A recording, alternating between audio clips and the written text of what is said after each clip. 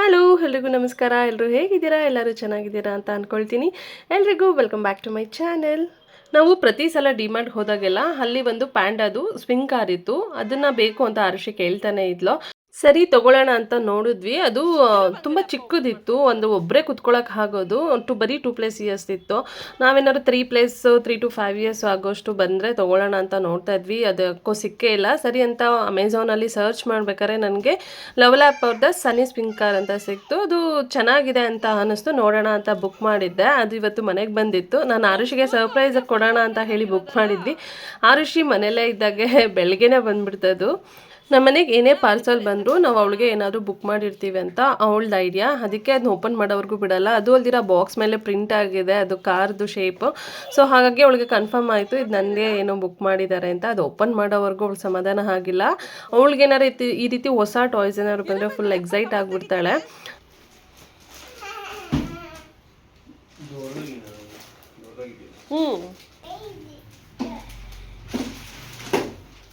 ಕಾಲು ಮೇಲೆ ಇಟ್ಕೋ.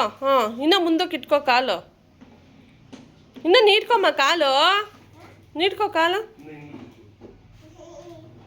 ಅಲ್ಲ ಅಲ್ಲಿ ಮುಂದೆ ಜಾಗ ಇದೆಯಲ್ಲ, ಕಾಲು ನೀಟ್ಕೋ. ಸ್ಟ್ರೆಚ್ ಮಾಡ್ಕೋ ಕಾಲು. ಫುಲ್ ನೀಟ್ಕೋ. ಉದ್ದಕ್ಕೆ ಕಾಲು, ಉದ್ದಕ್ಕೆ ಇನ್ನೂ ಫುಲ್ಲು. ಹಾಂ, ತಿರುಗಿಸ್ಬೇಕದನ್ನ. ತಿರುಗಿಸಿದ್ರೆ ಹೋಗುತ್ತದು.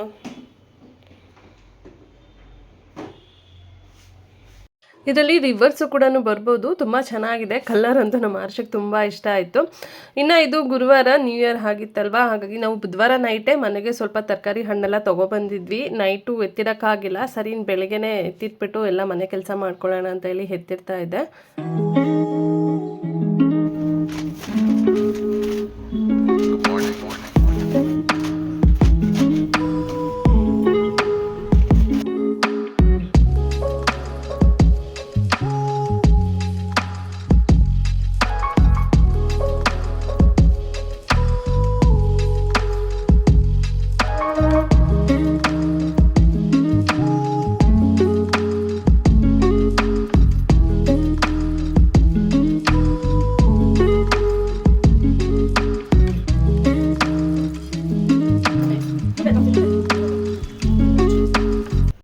ಇನ್ನು ತಿಂಡಿಗೆ ಅಂತ ಇಡ್ಲಿ ಮಾಡಿದ್ದೆ. ನಮ್ಮ ಆರುಷಿ ಸ್ವಿಂಗ್ ಕಾರ್ ಬಂದಮೇಲೆ ಅದ್ರ ಮೇಲೆ ಕುತ್ಕೊಂಡು ರೂಮ್ಗೆ, ಕಿಚನ್ಗೆ ಎಲ್ಲ ಕಡೆ ಅದರಲ್ಲೇ ಓಡಾಡಿಕೊಂಡು ತಿಂಡಿನೂ ಕೂಡ ಅದ್ರ ಮೇಲೆ ಕುತ್ಕೊಂಡು ತಿಂತಾ ಇರ್ತಾಳೆ.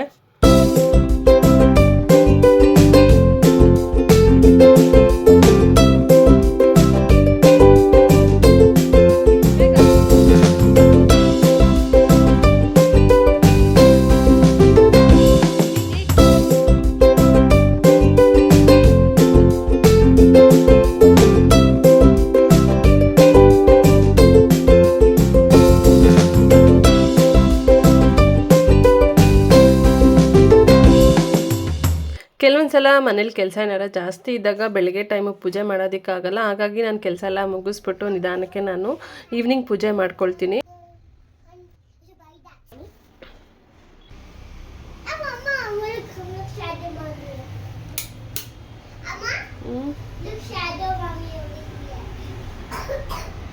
ಇನ್ನು ಇದು ನೆಕ್ಸ್ಟ್ ಡೇ ಬೆಳಗ್ಗೆಯಿಂದನೇ ವಿಡಿಯೋ ಕಂಟಿನ್ಯೂ ಮಾಡ್ತಾ ಇದ್ದೀನಿ. ನಾನು ಎದ್ದು ಕೂಡಲೇ ಈ ವಿಂಡೋದು ಸ್ಕ್ರೀನೆಲ್ಲ ಜರುಗಿಸ್ಬಿಡ್ತೀನಿ. ವಿಂಡೋ ಸ್ವಲ್ಪ ದೊಡ್ಡದಾಗಿರೋದ್ರಿಂದ ಮನೆಗೆ ತುಂಬ ಚೆನ್ನಾಗಿ ಬೆಳಕು ಬರುತ್ತೆ. ಹಾಗೆ ಡೋರು ಓಪನ್ ಮಾಡಿಬಿಡ್ತೀನಿ. ಇನ್ನೂ ಸ್ವಲ್ಪ ಬೇಗ ಇದ್ದರೆ ಬೆಳಗ್ಗೆ ಹೊತ್ತು ಇವಾಗ ಮಿಸ್ಟ್ ಅಂತೂ ತುಂಬ ಚೆನ್ನಾಗಿರುತ್ತೆ. ತುಂಬ ಚಳಿ ಅಲ್ವಾ, ಹಾಗಾಗಿ ಸ್ವಲ್ಪ 7 ಗಂಟೆ ಮೇಲೇ ನಾನು ಆಚೆ ಬರ್ತೀನಿ. ಸೂರ್ಯದ ಕಿರಣ ಮನೆ ಒಳಗಡೆ ಬಿದ್ದರೆ ತುಂಬ ಒಳ್ಳೆಯದಾಗುತ್ತೆ. ಅದಕ್ಕೆ ಅಂತೇಳಿ ಡೋರ್ ತೆಗೆದುಬಿಡ್ತೀನಿ.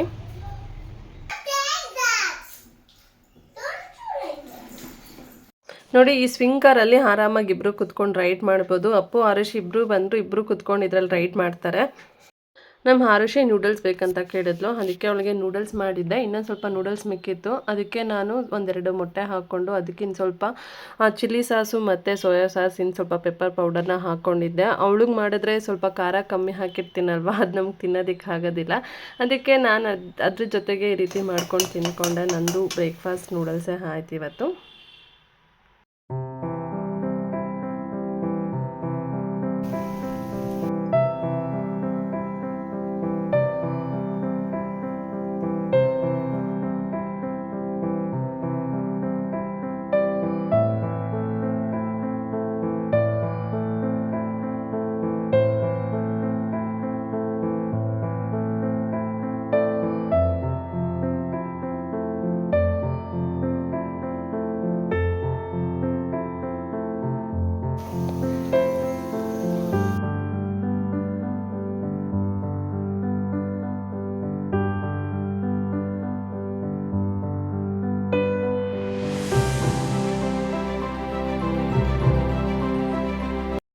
ತಿಂಡಿ ಎಲ್ಲ ಮುಗಿಸ್ಕೊಂಡು ಸ್ವಲ್ಪ ಮನೆಗೆ ಸ್ನ್ಯಾಕ್ಸ್ ಮಾಡೋಣ ಅಂದ್ಕೊಂಡಿದ್ದೆ. ಇದು ನಮ್ಮ ಆರುಷಿಗೆ ಇಷ್ಟ. ಇನ್ನೇನು ಅವಳು ಸ್ಕೂಲ್ಗೂ ಶುರುವಾಗುತ್ತಲ್ವ, ಈ ರೀತಿ ಏನಾದ್ರು ಉಂಡೆ ಇದ್ದರೆ ಚೆನ್ನಾಗಿರುತ್ತೆ ಅಂತ ಹೇಳಿ ಇನ್ನು ರಾಗಿ ಹುರಿಟ್ಟಿಂದ ಉಂಡೆ ಮಾಡಿಟ್ಟಿದ್ದೆ. ನಾನು ಇದನ್ನು ಹಾಲಾಕ್ತೀನಲ್ವ, ಸ್ವಲ್ಪನೇ ಮಾಡಿಡೋದು. ಅದು ಮಾಡ್ತಾ ಇದ್ದಂಗೆ ಅದರಲ್ಲಿ ಒಂದಷ್ಟು ಖಾಲಿ ಮಾಡಿಬಿಡ್ತಾಳೆ.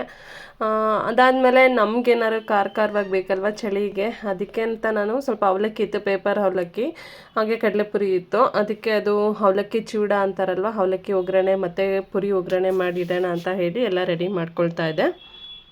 ಮೊದಲಿಗೆ ನಾನಿಲ್ಲಿ ಅವಲಕ್ಕಿ ಒಗ್ಗರಣೆ ಮಾಡೋಣ ಅಂತ ಪೇಪರ್ ಅವಲಕ್ಕಿನ ಮೊದಲು ನಾನು ಇದು ಜರಡಿ ಮಾಡ್ಕೊಳ್ತಾ ಇದ್ದೀನಿ, ಏನಾದ್ರು ಡಸ್ಟ್ ಏನಾದ್ರು ಇದ್ದರೆ ಬರುತ್ತೆ ಅಂತ. ಆದರೆ ಇಲ್ಲೇನು ಡಸ್ಟಲ್ಲಿಲ್ಲ, ಎಲ್ಲ ಚೆನ್ನಾಗೇ ಇತ್ತು. ಅದಕ್ಕೆ ಅಂತ ನಾನು ಡೈರೆಕ್ಟಾಗಿ ಹಾಕ್ಕೊಳ್ತಾ ಇದ್ದೀನಿ.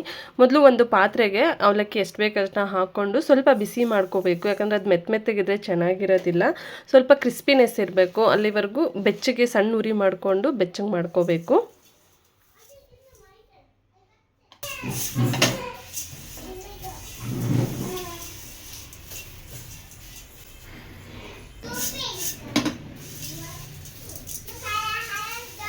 ಇದನ್ನು ಸ್ವಲ್ಪ ಬೆಚ್ಚಗೆ ಮಾಡ್ಕೋಬೇಕಷ್ಟೆ, ಯಾಕಂದರೆ ಸ್ವಲ್ಪ ಕ್ರಿಸ್ಪಿ ಆಗಿರಲಿ ಅಂತ.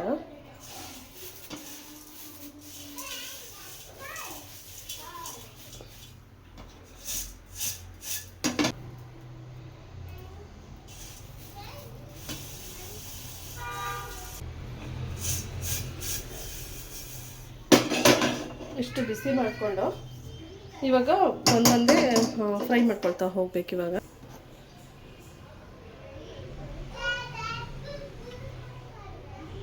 ನಾನಿಲ್ಲಿ ಒಂದು 4ರಿಂದ 5 ಸ್ಪೂನ್ ಆಗೋಷ್ಟು ಎಣ್ಣೆ ಹಾಕ್ಕೊಳ್ತಾ ಇದ್ದೀನಿ. ಎಣ್ಣೆ ಬಿಸಿ ಆದಮೇಲೆ ಕಡಲೆಬೀಜ ಹಾಕ್ಕೊಳ್ತಾ ಇದ್ದೀನಿ. ಕಡಲೆಬೀಜ ಜಾಸ್ತಿ ತಿನ್ನೋರು ಜಾಸ್ತಿ ಹಾಕ್ಕೋಬೋದು. ನನ್ನ ಮಗಳು ಇಷ್ಟಪಟ್ಟು ತಿಂತಾಳೆ, ಅದಕ್ಕೆ ಸ್ವಲ್ಪ ಜಾಸ್ತಿನೇ ಹಾಕ್ಕೊಳ್ತಾ ಇದ್ದೀನಿ. ಮಿಕ್ಕಿದ್ದು ಕಡಲೆಪುರಿ ಒಗ್ಗರಣೆಗೆ ಅಂತ ಇಟ್ಕೊಂಡಿದ್ದೀನಿ.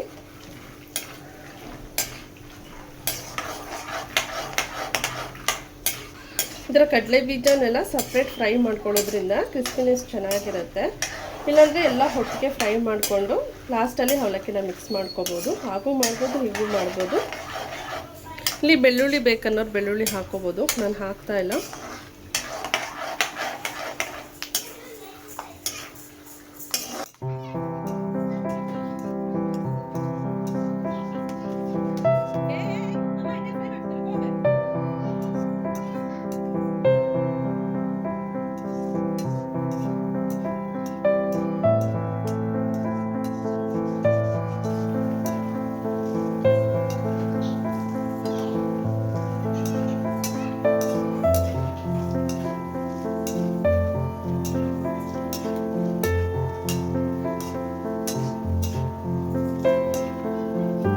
ಇಷ್ಟ ಆದರೆ ಸಾಕು. ಇವಾಗ ಇದನ್ನು ತೆಗೆದು ಅವಲಕ್ಕಿಗೆ ಹಾಕ್ತಾ ಇದ್ದೀನಿ.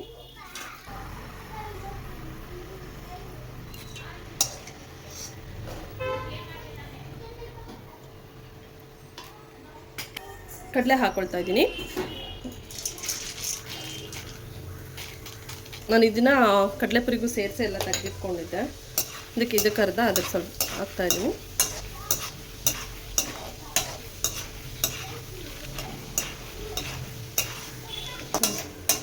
ಇದು ಇಷ್ಟೇ ಸಾಕು. ಫ್ರೈ ಮಾಡ್ತಾಯಿದ್ರೆ ಕಡಲೆದು ಸ್ಮೆಲ್ ಬರ್ತಾಯಿದೆ, ಮತ್ತು ಸಿದೋಗ್ಬಿಡುತ್ತೆ. ಇದನ್ನು ತೆಗೆದು ಅವಲಕ್ಕಿಗೆ ಡೈರೆಕ್ಟಾಗಿ ಹಾಕ್ತಾಯಿದ್ದೀನಿ.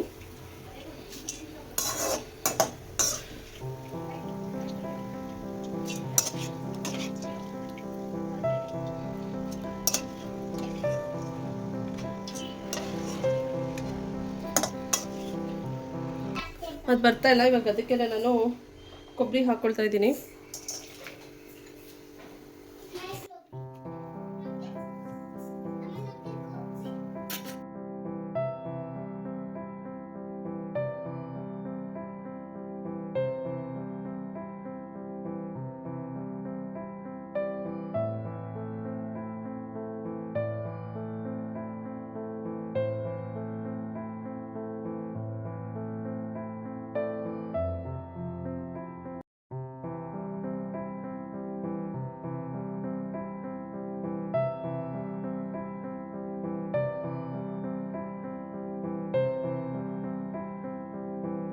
ಎಲ್ಲ ಫುಲ್ಲು ಕೆಂಪಗಾಗೋಗಿದೆ.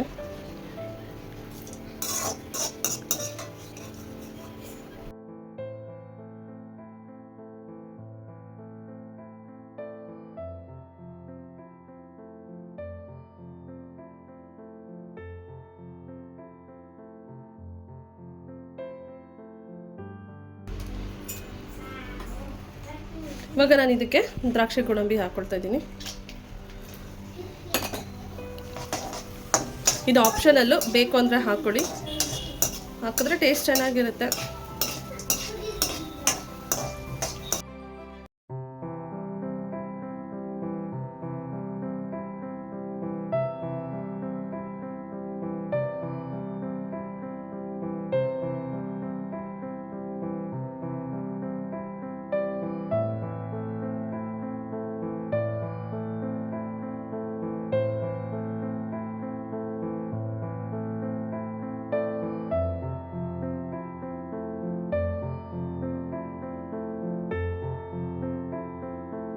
ಲಾಸ್ಟಲ್ಲಿ ಇದಕ್ಕೆ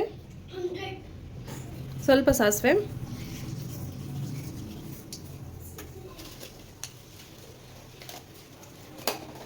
ಒಂದು 7-8 ಒಣಮೆಣ್ಸಿನ್ಕಾಯಿ, ಹಸಿಮೆಣ್ಸಿನ್ಕಾಯಿ ಬೇಕಂದರೆ ಹಸಿಮೆಣ್ಸಿನ್ಕಾಯಿನೂ ಸೇರಿಸ್ಕೋಬೋದು.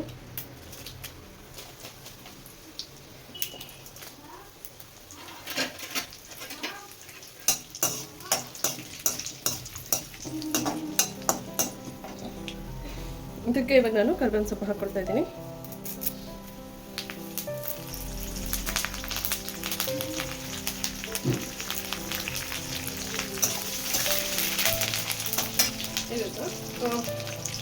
ರುಚಿಗೆ ತಕ್ಕಷ್ಟು ಉಪ್ಪು. ಎಣ್ಣೆಗೆ ಉಪ್ಪು ಅರಿಶಿನ ಹಾಕ್ಕೊಂಡ್ರೆ ಚೆನ್ನಾಗಿರುತ್ತೆ, ಎಲ್ಲ ಮಿಕ್ಸ್ ಆಗುತ್ತೆ ಚೆನ್ನಾಗಿ. ಆಗ ಇದಕ್ಕೆ ಅರಿಶಿನ,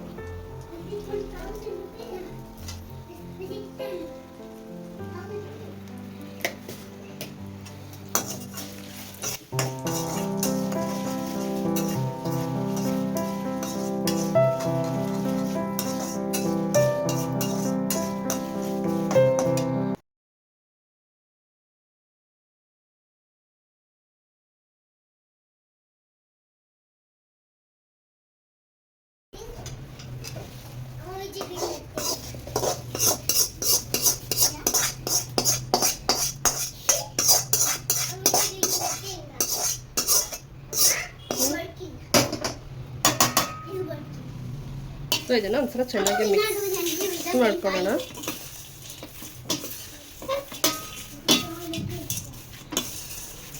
ಇದ್ರ ಮೆಲ್ಲಗೆ ಮಿಕ್ಸ್ ಮಾಡ್ಕೋಬೇಕು, ಇಲ್ಲಾಂದರೆ ಅವಲಕ್ಕಿ ಎಲ್ಲ ಕಟ್ಟಾಗ್ಬಿಡುತ್ತೆ.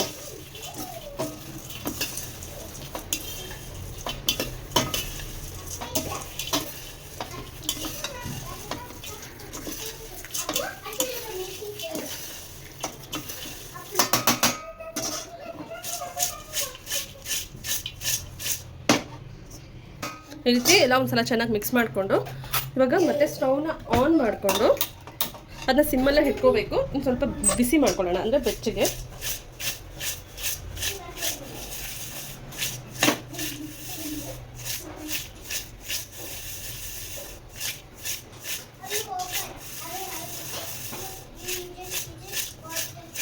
ಬೆಳ್ಳುಳ್ಳಿ ತಿನ್ನಕ್ಕೆ ಇಷ್ಟ ಆಗೋದು ಬೆಳ್ಳುಳ್ಳಿ ಹಾಕೋಬೋದು. ಬೆಳ್ಳುಳ್ಳಿ ಹಾಕಿದ್ರೆ ಅದು ಬೇಗ ಹಾಳಾಗ್ಬಿಡುತ್ತೆ, ಅದಕ್ಕೆ ನಾನು ಹಾಕಿಲ್ಲ.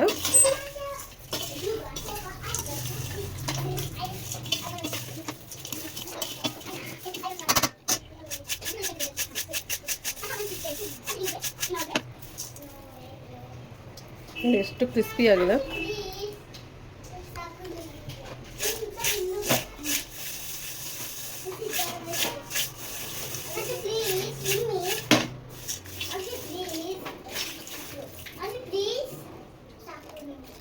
ಇದು ಇವಾಗ ತಣ್ಣಗಾದ್ಮೇಲೆ ಆಮೇಲೆ ಒಂದು ಜಾರ್ಗೆ ಹಾಕ್ಕೊಬಿಡೋಣ.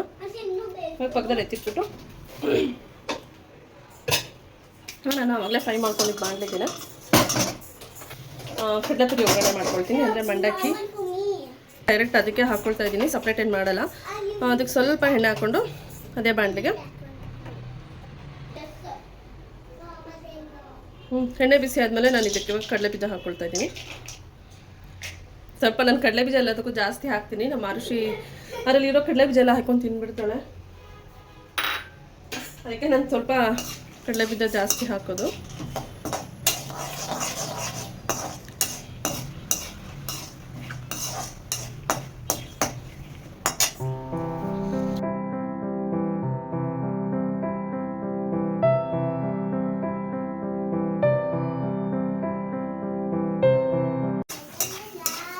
ಕಡಲೆ ಬೀಜ ಸ್ವಲ್ಪ ಫ್ರೈ ಆದಮೇಲೆ ಅದಕ್ಕೆ ಕಡಲೆ ಹಾಕ್ತಾಯಿದ್ದೀನಿ.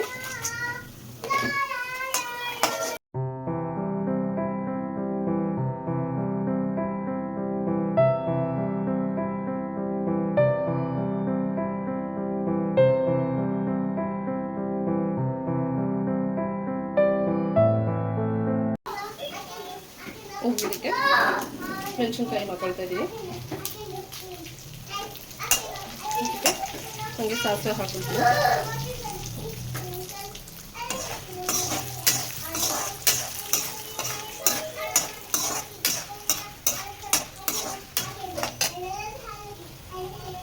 ಇವಾಗ ಕರ್ಬೇವಿನ ಸೊಪ್ಪು.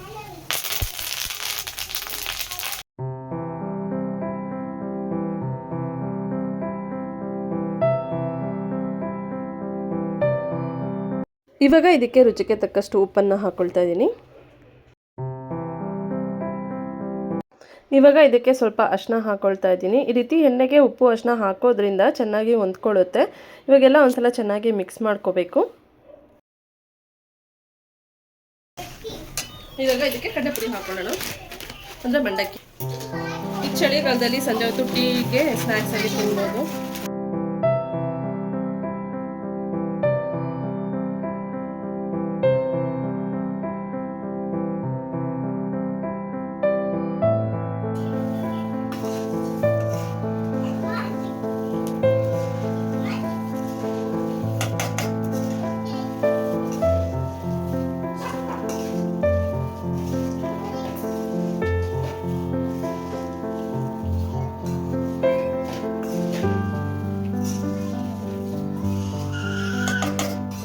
ನಮ್ಮ ಮನೇಲಿ ಇದು ಮಂಡಕ್ಕಿ ಒಂದು 5 ದಿನ ಕೂಡ ಬರಲ್ಲ.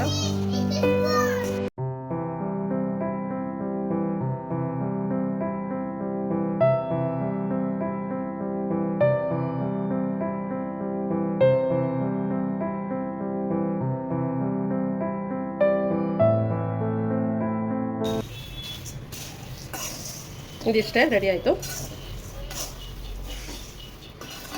ಇದೆಲ್ಲ ತಣ್ಣಗಾದ್ಮೇಲೆ ಒಂದು ಏರ್ ಟೈಟ್ ಆಗಿರೋಂತಹ ಜಾರ್ಗೆ ಹಾಕಿಟ್ಕೊಂಡ್ರಾಯ್ತು.